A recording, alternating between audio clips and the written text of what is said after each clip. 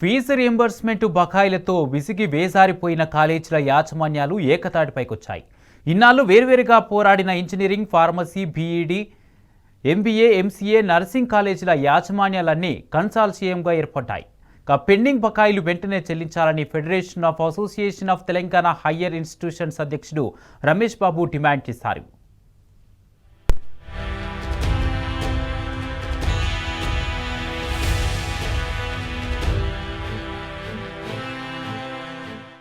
రేవంత్ పాలనలో fee reimbursement బకాయిలు కోట్లాదిగా పేరుకుపోయాయి. పేద విద్యార్థులకు ఉన్నత విద్యను దూరం చేసే ప్రక్రియ కొనసాగుతుందా అన్న అనుమానాలు తలెత్తుతున్నాయి. ప్రభుత్వ తీరుతో విసిగి వేసారిన కాలేజీ యాజమాన్యాలు ఒక్కతాటిపైకి వచ్చాయి. 8 సంఘాలు కలిసి federation of association of Telangana higher institution గా ఏర్పడ్డాయి. పెండింగ్ బకాయిలు చెల్లించే వరకు దశలవారీగా కార్యాచరణ ప్రకటించాయి.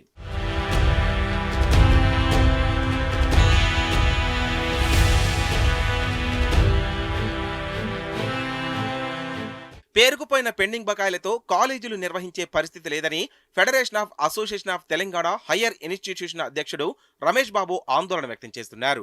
విద్యాశాఖ తన వద్దనే అంటిపెట్టుకున్న సీఎం రేవంత్ రెడ్డికి విద్యార్థుల జీవితాలు పట్టకపోవడమేంటని ప్రశ్నించారు.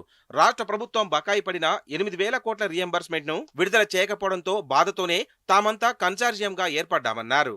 మన రాష్ట్రంలో 8,000 కోట్ల రూపాయల బకాయిలు ప్రభుత్వం నుంచి కళాశాలకు రావాలి.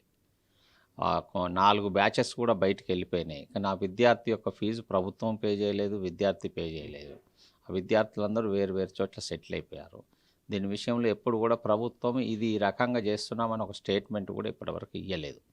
సో అటువంటి విషయంలో మన రాష్ట్రం ఉన్నటువంటి 8 అసోసియేషన్స్ కలిపి ఒక ఫెడరేషన్ లాగా ఒక కన్సార్షియం లాగా ఏర్పడి, ఆ కన్సార్షియం పేరే federation of association of Telangana higher institutions అని చెప్పేసి పేరు పెట్టుకునేసి మేము ప్రభుత్వానికి మా ద్వారా అన్ని కళాశాలల సమస్యలు ప్రభుత్వ దృష్టికి తీసుకురావాలని చెప్పేసి రీసెంట్గా ఒక కన్సార్షియం ఏర్పరచుకున్నాం.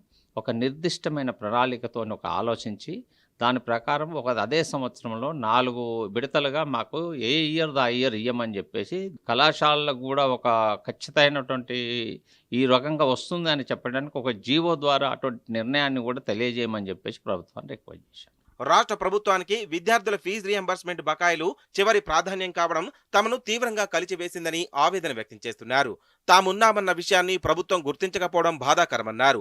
ఫీజు బకాయిలు విడుదల చేయకపోవడంతో యాజమాన్యాలు కోర్టుకు వెళ్లాల్సిన పరిస్థితి నెలకొన్నదన్నారు.